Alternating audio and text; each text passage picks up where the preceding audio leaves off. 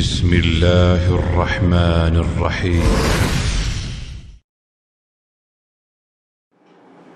الحمد لله رب العالمين والصلاة والسلام على أشرف الأنبياء والمرسلين وعلى آله وصحبه ومن تبعهم بإحسان إلى يوم الدين. أما بعد.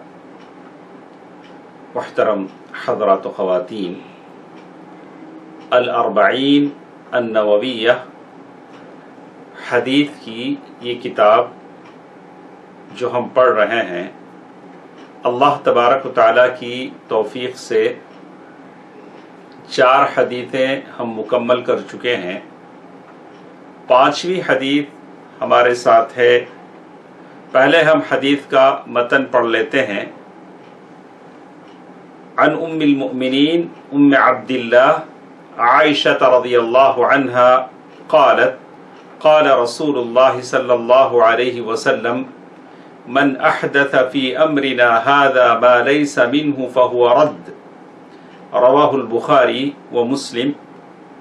وفي رواية لمسلم من عمل عملا ليس عليه امرنا فهو رد.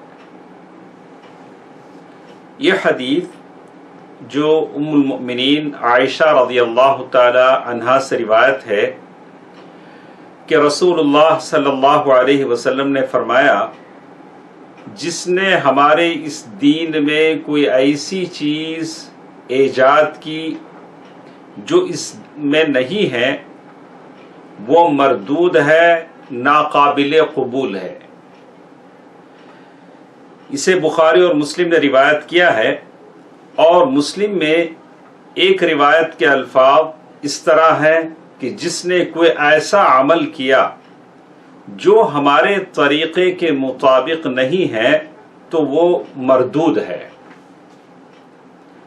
محترم حضرات و خواتین، یہ الاربعین النوویہ کی 5ویں حدیث تھی. یہ حدیث اسلام کا ایک عظیم اصول ہے. بہت بڑی بات اس میں بتائی گئی ہے. جیسے اس سے پہلے ہم نے ایک حدیث پڑھی تھی جس میں کہا تھا انما الاعمال بالنیات. ہر عمل کے باطن کو پرکھنے کا پیمانہ ہے. اس حدیث میں ان اعمال نیتوں کے تعلق سے بات ہے، اور اس حدیث میں ظاہری اعمال کے تعلق سے باتیں ہیں. آدمی جو کچھ ظاہری عمل کرتے ہیں اس کے تعلق سے باتیں ہیں. تو اس حدیث کو روایت کیا ہے ام المؤمنین عائشہ رضی اللہ تعالی عنہا نے. اس حدیث میں ان کی کنیت بیان کی گئی ہے ام عبداللہ. ویسے ام المؤمنین عائشہ رضی اللہ تعالی عنہا کی کوئی اولاد نہیں تھی، لیکن پھر بھی ان کو ام عبداللہ کہا گیا. تو یہ کنیت اللہ کے نبی صلی اللہ علیہ وسلم کے ساری بیویوں کی تھی، اس لیے وَأَزْوَاجُهُ أُمَّهَاتُهُمْ، اس لیے کہ یہ اللہ کے نبی صلی اللہ علیہ وسلم کی بیویاں ساری امت کی مائیں ہیں. اور اس حدیث میں بہت ساری باتیں ہمارے لیے ہیں. تو ہم جیسے کہ ہمارا معمول ہے کہ ہم شیخ عبدالرزاق البدر حفظہ اللہ کی شرح ہم پڑھتے ہیں تاکہ بہت ساری باتیں ہم کو معلوم ہو سکیں. تو اس سلسلے میں اس حدیث میں جو باتیں ہمارے ساتھ ہیں، ان باتوں کو اس شرح میں جو باتیں بتائی گئی ہیں ان باتوں کو ہم پڑھنے کی کوشش کریں گے. سب سے پہلی چیز، جیسے اس حدیث کی شرح میں شیخ نے لکھا کہ یہ حدیث دین کا مدار ہے. اور جیسے ہم اس سے پہلے بھی جانتے ہیں، بہت ساری مرتبہ ہمارے سامنے ذکر آ چکا ہے کہ اللہ تبارک و تعالیٰ کے پاس کوئی بھی عمل 2 شرطوں سے مقبول ہوتا ہے. ایک وہ عمل خالص اللہ تبارک و تعالیٰ کے لیے ہو، دوسرا اللہ کے نبی صلی اللہ علیہ وسلم کے سنت کے مطابق ہو. یہ بہت ضروری چیز ہے. عمل خالص ہو اور سنت کے مطابق ہو. اور ایک چیز بھی ہم کو معلوم ہونا چاہیے کہ اللہ تبارک و تعالیٰ نے جو دین اتارا ہے وہ دین مکمل ہے، اس دین میں کسی طرح کی کوئی زیادتی کوئی بڑھا نہیں سکتا۔ الیوم اکملت لکم دینکم واتممت علیکم نعمتی ورضیت لکم الاسلام دینا۔ تو دین مکمل ہے، اللہ تبارک و تعالیٰ نے جو دین اتارا ہے۔ اور یہ حدیث نمبر 5 جو ہم پڑھ رہے ہیں، بدعت کے رد میں ہے۔ دین میں کوئی بھی کام نیا طور سے ایجاد ہوگا، اس کے رد میں یہ حدیث بیان کی گئی ہے۔ تو شیخ عبدالرزاق العباد حفظہ اللہ جب ان حدیثوں کی شرح کرتے ہیں تو پہلے ان باتوں کو لکھتے ہیں جو شیخ عبد المحسن العباد حفظہ اللہ نے لکھا ہے، اس کے بعد وہ بھی شرح کرتے ہیں۔ تو اس حدیث کی شرح میں انہوں نے بہت ساری باتیں ہمارے سامنے لکھی ہیں، اس کو مختصر کر کے میں آپ کے سامنے پیش کرتا ہوں۔ کہتے ہیں اذا فعلت العبادات، اگر جو عبادتیں ہیں، عبادتیں کیا کیا ہیں؟ وضو، نماز، روزہ، زکوٰۃ، حج، یعنی غسل کرنا، یہ بھی عبادت ہے۔ سنت کے مطابق آدمی غسل کرتا ہے، عبادت ہے۔ نماز پڑھنا عبادت ہے۔ اگر یہ خلاف سنت کریں تو یہ مردود ہیں۔ اگر کوئی آدمی وضو کرتا ہے، سنت کے مطابق نہیں کرتا، یعنی پہلے ہاتھ دھونا ہے، وہ پیر سے شروع کرتا ہے، وضو میں پیر سے شروع کرتا، پہلے میں پیر دھوؤں گا، اس کے بعد مسح کروں گا، اس کے بعد ہاتھ دھوؤں، اس کے بعد چہرہ۔ کہا کہ ترتیب سے اگر وضو نہیں بناتا ہے اور اسی طرح کوئی غسل کرتا ہے، غسل کی ترتیب بتائی گئی کہ جنابت کا کوئی غسل کرنا چاہتا ہے تو پہلے وضو کر لے، پھر اس کے بعد اپنے شرمگاہ کو دھو لے۔ تو اگر کوئی نماز ہے، اس کی بھی ایک ترتیب ہے، سنت کے مطابق ہے۔ اگر کوئی ان سنت کے مطابق اگر نہیں کرتا ہے یہ ساری عبادتوں کو، تو ان عبادتوں کا کوئی اعتبار نہیں ہے۔ تو شیخ نے اس سلسلے میں یہاں لکھا وَيَدُلُّ لِذَلِكَ قِصَّةُ الْعَصِيفِ الَّذِي قَالَ لَهُ النَّبِيُّ صلی اللہ علیہ وسلم۔ ایک واقعے کی طرف انہوں نے اشارہ کیا، قصۃ العصیف۔ قصۃ العصیف، عصیف کہتے ہیں نوکر کو، نوکر۔ اس حدیث میں، یہ حدیث ہے جو صحیح سند کے ساتھ ثابت ہے اور جس کے راوی ابو ہریرہ اور زید بن خالد الجہنی رضی اللہ عنہما ہیں۔ وہ قصہ یہ ہے کہ ایک آدمی کا بیٹا کسی اور آدمی کے پاس نوکر تھا۔ اللہ کے نبی صلی اللہ علیہ وسلم کا زمانہ ہے، مدینے سے دور کسی بستی میں ایک آدمی کا بیٹا کسی اور آدمی کے گھر میں نوکر ہے، اور شیطان ہے، انسان کو گمراہ کرتا ہے اور بہکاتا ہے، گناہ پر آمدہ کرتا ہے۔ تو وہ جو نوکر تھا کسی اور کے گھر میں، اس نے اس گھر کی مالکن کے ساتھ اس نے بدکاری کر لی، زنا کر لیا۔ اب اللہ اکبر، اللہ کے نبی صلی اللہ علیہ وسلم کا زمانہ ہے۔ اب اس آدمی کو معلوم ہوا کہ اسلام کا قانون یہ ہے کہ پتھر سے مار مار کر ختم کر دیا جائے گا۔ تو نوکر کا جو باپ تھا وہ سیدھے اس آدمی کے پاس گیا جہاں اس کا بیٹا نوکر تھا۔ اس آدمی کے پاس گیا، جا کر کہا چلو ایسا کرتے ہیں، میرے بیٹے نے تمہاری بیوی کے ساتھ بدکاری کی، زنا کیا، تو میں ایسا کرتا ہوں کہ تم کو میں 100 بکریاں دے دیتا ہوں اور ایک نوکرانی بھی تمہیں دے دیتا ہوں، لونڈی دے دیتا ہوں۔ تو دونوں نے مصالحت کر لی، راضی ہو گئے۔ بعد میں لوگوں نے بتایا کہ نہیں، وہ عورت چونکہ شادی شدہ ہے، اس کو تو رجم ہوگا، البتہ تیرے بیٹے کو 100 کوڑے لگیں گے اور تقریب عام 1 سال کے لیے گاؤں سے نکالا جائے گا۔ تو یہ آدمی پھر اس آدمی کے پاس گیا، جا کر کہا کہ بھئی میری بکریاں اور لونڈی دے دو، اس لیے کہ میرے بیٹے کو رجم نہیں ہوگا اور میرے بیٹے کو تو بس 100 کوڑے لگائے جائیں گے۔ تو پھر دونوں یہ فیصلہ لے کر اللہ کے نبی صلی اللہ علیہ وسلم کی خدمت میں پہنچے۔ اللہ کے نبی صلی اللہ علیہ وسلم کے پاس آ کر دونوں نے کہا یا رسول اللہ اے اللہ کے رسول صلی اللہ علیہ وسلم، اللہ کی کتاب کے مطابق ہمارا فیصلہ کیجیے۔ دوستو، عزیزوں، ماں اور بہنوں، 40 النوویہ کی یہ حدیث میں آپ کے سامنے پڑھ رہا ہوں۔ اللہ کے نبی صلی اللہ علیہ وسلم کا زمانہ ہے اور اس کا حوالے کے طور پر یہ حدیث اس میں دی گئی ہے۔ کہا کہ دور دراز بسنے والے، گاؤں میں بسنے والے اللہ کے نبی صلی اللہ علیہ وسلم کے پاس آتے ہیں، کہتے ہیں کہ اللہ کی کتاب کے مطابق ہمارا فیصلہ کیجیے۔ آج ہم جو مسلمان ہیں، ہم کیا ایسے ہی کہتے ہیں؟ ہمارے فیصلے فاسقوں، فاجروں، کافروں کی عدالتوں میں ہوتے ہیں، پولیس اسٹیشنوں میں ہوتے ہیں۔ کتنے مسلمان ایسے ہیں جو علماء کے پاس آتے ہوں اور اسلام کے مطابق اپنے جائیداد، جھگڑے، شادی بیاہ، طلاق، خلا کے فیصلے لینا چاہتے ہوں۔ لائے کہ علماء بھی حق پرست ہوں، علماء ربانیین ہوں، تو وہ دونوں آ کر کہتے ہیں اللہ کے رسول صلی اللہ علیہ وسلم، اللہ کی کتاب کے مطابق فیصلہ کیجیے۔ اللہ کے نبی صلی اللہ علیہ وسلم نے فرمایا، ٹھیک ہے، میں اللہ تبارک و تعالیٰ کی کتاب کے مطابق ہی فیصلہ کروں گا۔ پھر اللہ کے نبی صلی اللہ علیہ وسلم نے فرمایا، جب دونوں کی بات سنی، بھئی کیا ہوا تمہارے بیچ میں؟ اس نے کہا کہ اللہ کے رسول صلی اللہ علیہ وسلم، میرا بیٹا اس آدمی کے گھر میں نوکر تھا اور اس کی بیوی کے ساتھ اس نے بدکاری کر لی، زنا کر لی، اور پھر مجھے معلوم ہوا کہ میرے بیٹے کو رجم کیا جائے گا، پتھروں سے مار مار کر ختم کر دیا جائے گا، تو میں نے اسے 100 بکریاں اور لونڈی دی اور تاکہ مصالحت ہو جائے، لیکن بعد میں مجھے معلوم ہوا کہ میرے بیٹے کو یہ سزا نہیں ہے، البتہ اس کی بیوی کو رجم ہوگا اس لیے کہ وہ شادی شدہ ہے۔ میں مانگنے گیا تو انکار کر رہا ہے۔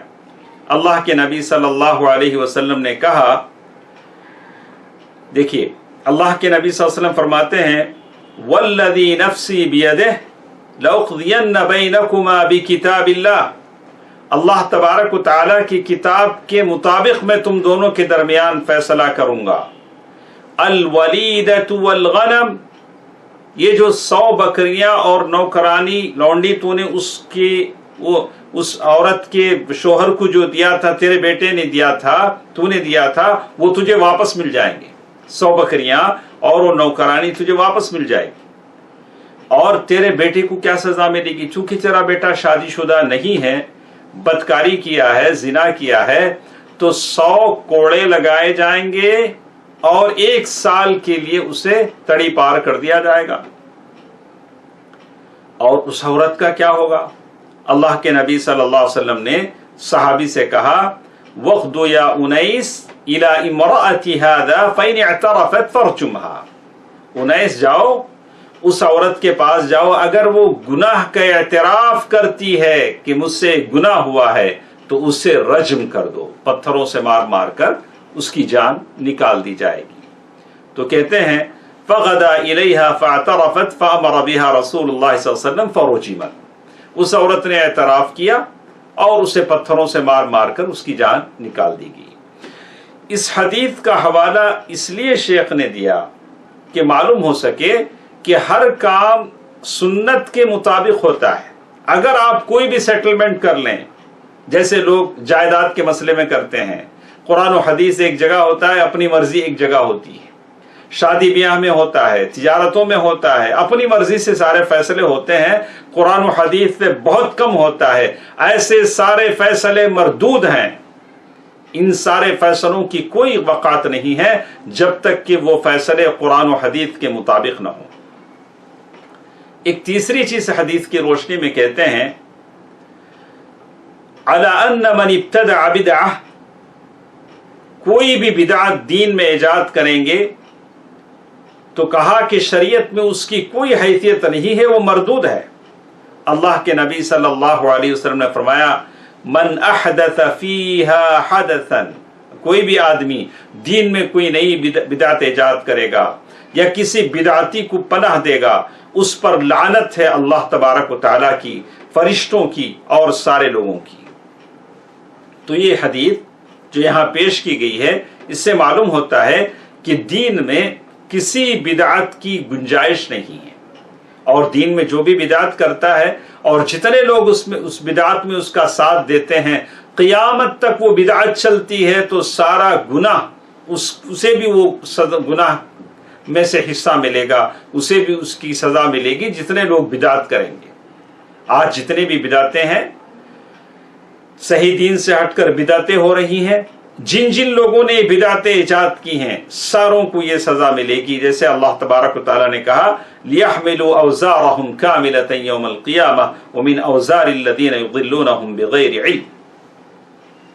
इसी तरह एक और चीज इसमें मालूम होती है, अल्लाह के नबी सल्लल्लाहु अलैहि वसल्लम ने फरमाया मन अहदथा फी अमरिना हाज़ा मा लैसा मिन फहुव रद्द, यानी जो भी इस दीन में नई बिदअत को ईजाद करेगा वो सारे का सारा रद्द है, उसकी दीन में कोई हैसियत नहीं है।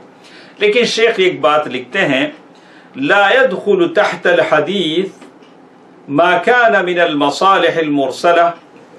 इस हदीस में, ये हदीस जब भी हम पेश करते हैं बहुत सारे लोग कहते हैं कि अरे तुम लोग कैसे हैं, पहले माइक नहीं होता था मस्जिद में अब माइक है, पहले फैन नहीं होता था अब फैन है, ये भी बिदअत है।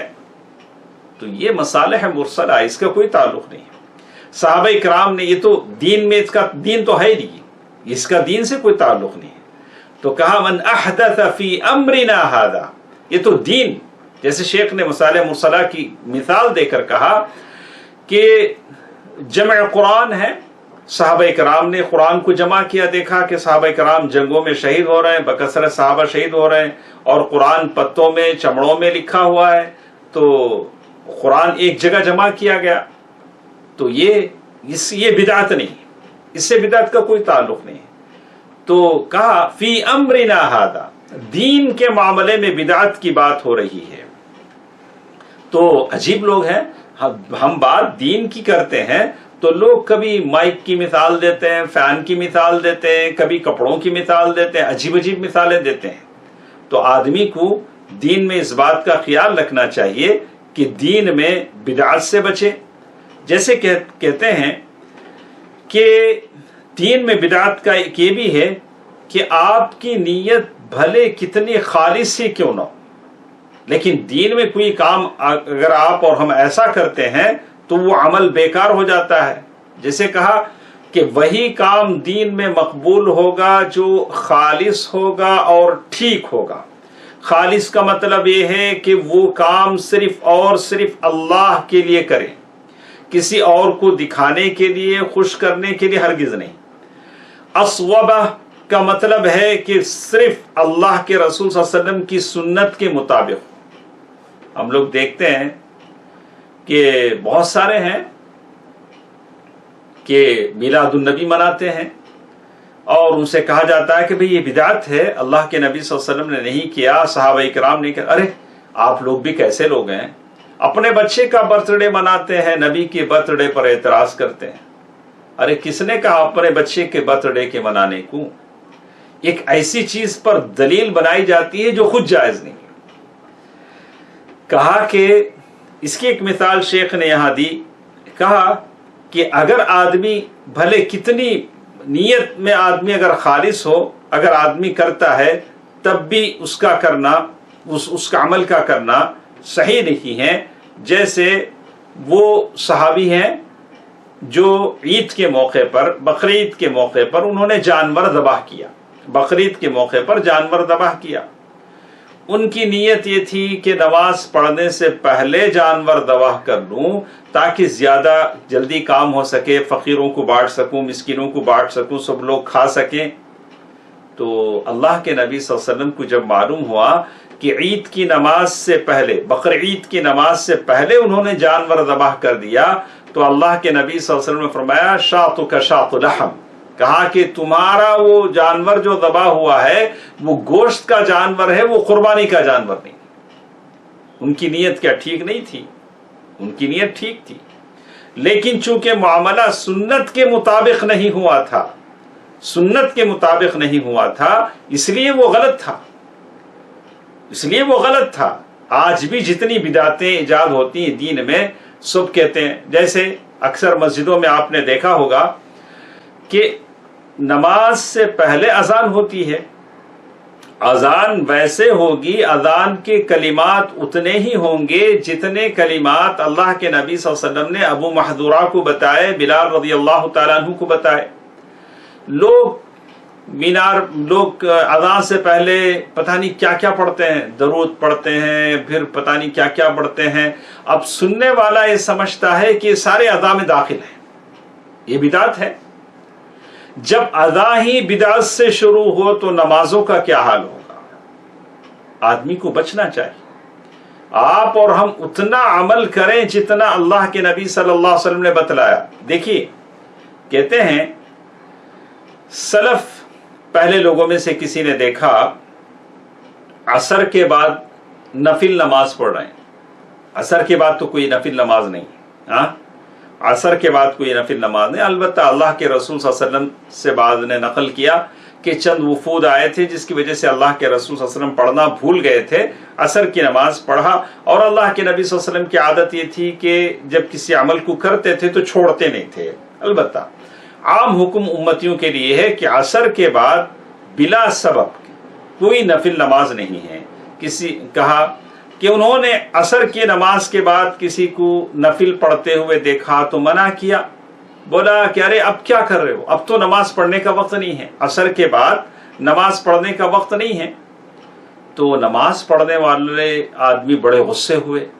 उन्होंने कहा अतनहानी अनिस सलाह, अरे आप भी कैसे आदमी हैं, मैं नमाज पढ़ रहा हूं, मुझे नमाज पढ़ने से आप रोक रहे हैं, मेरे नमाज पढ़ने पर क्या अल्लाह मुझे सजा देगा।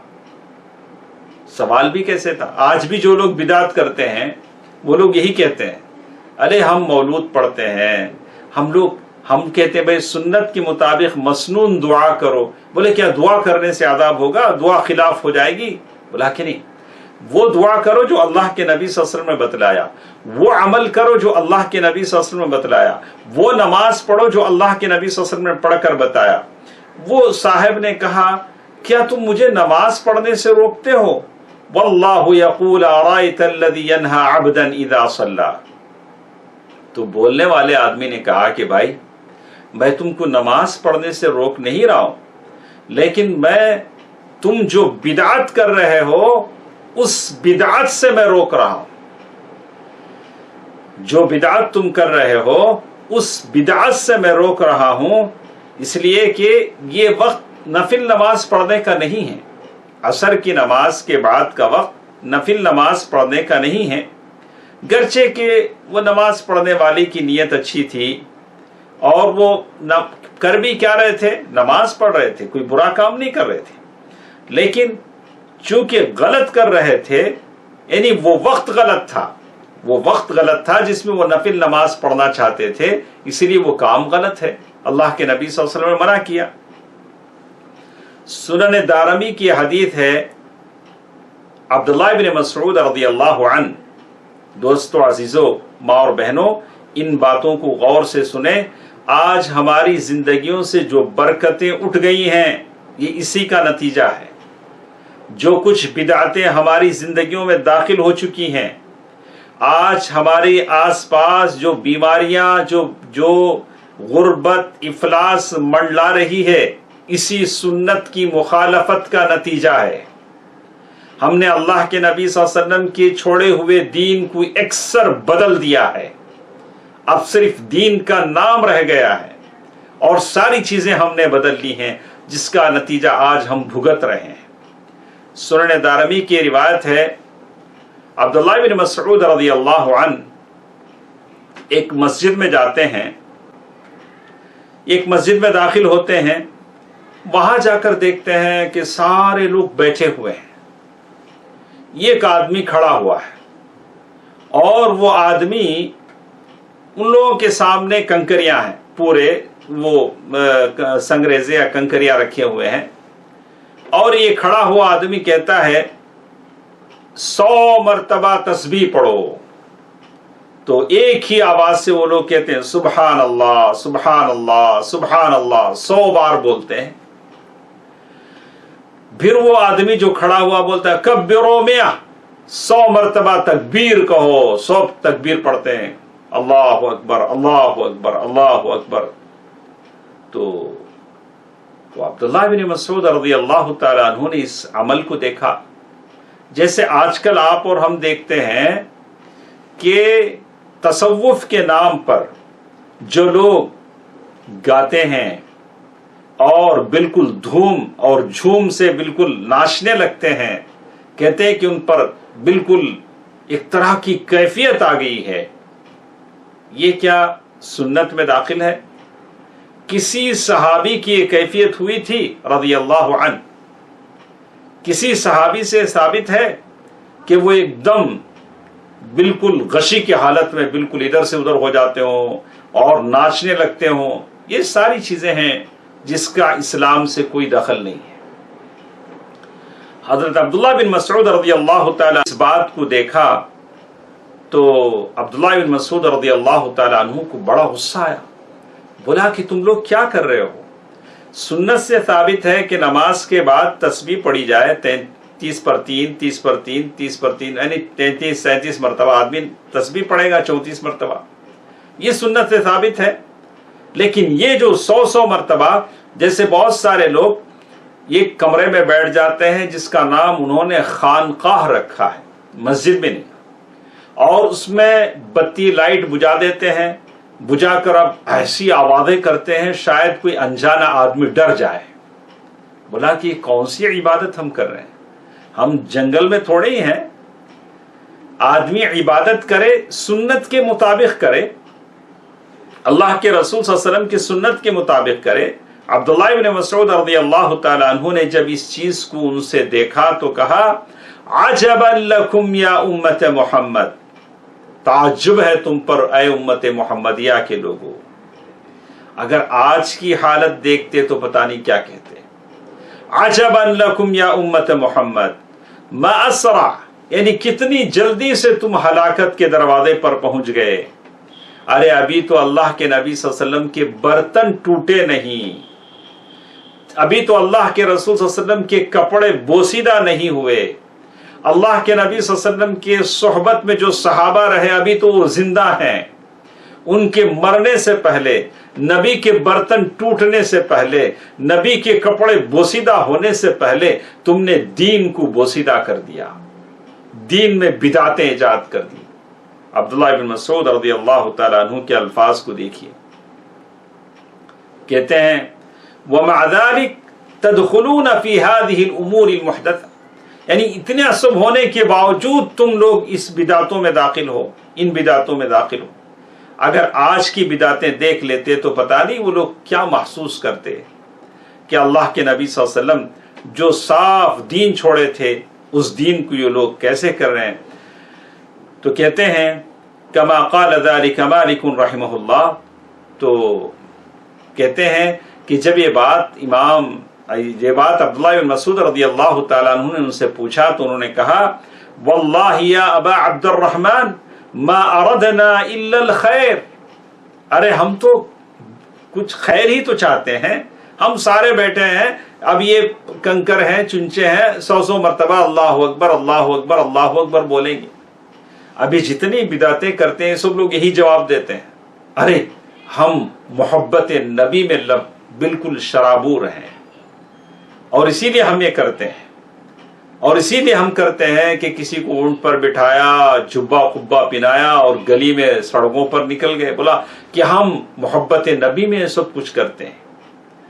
کیا آپ کو محبت اس سے زیادہ ہے جس وہ محبت عمر اور فاروق اور ابو بکر رضی اللہ تعالیٰ عنہ اور عمر فاروق رضی اللہ تعالیٰ عنہ اور عثمان غنی اور علی رضی اللہ تعالیٰ عنہم کو تھی؟ کیا ان کو محبت نہیں تھی؟ کوئی ایسی چیز انہوں نے ایجاد کی، دین میں اس طرح کی بدعتیں ایجاد کی؟ تو کہتے ہیں کہ آدمی کی نیت گرچہ کے خالص ہو، اگر وہ عمل سنت کے مخالف کرتا ہے تو تب بھی وہ بدعت کا مرتکب ہوتا ہے، اس لیے کہ اللہ کے نبی صلی اللہ علیہ وسلم جو دین لائے تھے وہ دین مکمل ہو چکا ہے، وہ دین مکمل ہو چکا ہے. جیسے اللہ تعالیٰ نے کہا اليوم اکملت لکم دینکم واتممت علیکم نعمتی ورضیت لکم الاسلام دینا. اور اسی طرح اللہ کے نبی صلی اللہ علیہ وسلم نے کہا کل بدعت ضلالہ وکل ضلالۃ فی النار، ساری بدعت گمراہی ہے، ساری بدعتیں گمراہی ہیں۔ اللہ کے نبی صلی اللہ علیہ وسلم نے بدعت کی دو تقسیم نہیں کی۔ اچھی طرح سن لیں، جو لوگ بدعتی ہیں ہم لوگوں کو یہی بات بتا کر دلیل بتانا چاہتے ہیں کہ ایک اچھی بدعت ہے، ایک خراب بدعت ہے، ایک بدعت حسنہ ہے، ایک بدعت سیئہ ہے۔ اللہ کے نبی صلی اللہ علیہ وسلم نے ایسی کوئی بات نہیں کہی، صاف بات پیارے نبی صلی اللہ علیہ وسلم فرمائے کل امتی یدخلون الجنہ، میری ساری امت جنت میں داخل ہوگی۔ تو فہذا الامر لیس علی عمومی، کہتے ہیں کہ یہ جو اللہ کے رسول صلی اللہ علیہ وسلم نے کہا کل امتی، میری ساری امت جنت میں داخل ہوگی، یہ عام نہیں ہے۔ جسے کہا اس میں کچھ استثناء بھی ہے، اللہ کے نبی صلی اللہ علیہ وسلم آگے الا من ابا، لیکن وہ جو میرا انکار کر دے۔ پوچھا گیا اللہ کے رسول صلی اللہ علیہ وسلم کون ہے جو آپ کا انکار کر سکتا ہے؟ کہا من اطاعنی دخل الجنہ، جو میری اطاعت کرے، میری بات مانے، وہ جنت میں داخل ہوگا، اور جو میرا انکار کرے وہ جہنم میں داخل ہوگا۔ وہ جہنم میں داخل ہوگا۔ معلوم یہ ہوتا ہے کہ بدعت کی جو دو تقسیم ہے وہ غلط ہے، یہ بات کے لوگوں کی بنائی ہوئی ہے۔ ایک اچھی بدعت، یہ خراب بدعت یہ لوگوں نے اپنے طور سے بنائی ہے، حدیث میں اس کی کوئی دلیل نہیں ہے۔ انشاءاللہ کل کے درس میں ہم سنیں گے کہ اس حدیث کے کیا کیا فوائد ہیں، کیا کیا باتیں ہمیں اس حدیث سے ملتی ہیں۔ انشاءاللہ کل کے درس میں ہم سنیں گے۔ ساری باتوں کا خلاصہ یہ تھا کہ اللہ کے نبی صلی اللہ علیہ وسلم نے فرمایا کہ جو بھی کام عمل اس دین میں نیا ایجاد کیا جائے وہ مردود ہے، اس کی کوئی حیثیت نہیں ہے، کوئی حیثیت نہیں ہے۔ اور کوئی بھی عمل اللہ تبارک و تعالیٰ کے پاس مقبول ہونے کے لیے دو شرطیں ہیں، ایک وہ عمل اخلاص کے ساتھ کیا جائے، دوسرا متابعہ اللہ کے نبی صلی اللہ علیہ وسلم کی سنت کے مطابق کیا جائے۔ ایک اور چیز جو اس حدیث سے مجھے اور آپ کو معلوم ہوئی وہ یہ کہ بھلے کام کرنے والے کی نیت کتنی اچھی کیوں نہ ہو، لیکن کام اگر سنت کے مطابق نہیں ہے تو وہ کام بھی اللہ تبارک و تعالی قبول نہیں کریں گے۔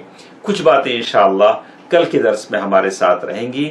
اسی حدیث سے کیا کیا فوائد ہیں انشاءاللہ کل کے درس میں ہم پھر ایک بار اس کو پڑھیں گے۔ اللہ تبارک و تعالی حدیث سننے، سمجھنے، عمل کرنے کی توفیق دے، آمین۔ والسلام علیکم ورحمۃ اللہ وبرکاتہ۔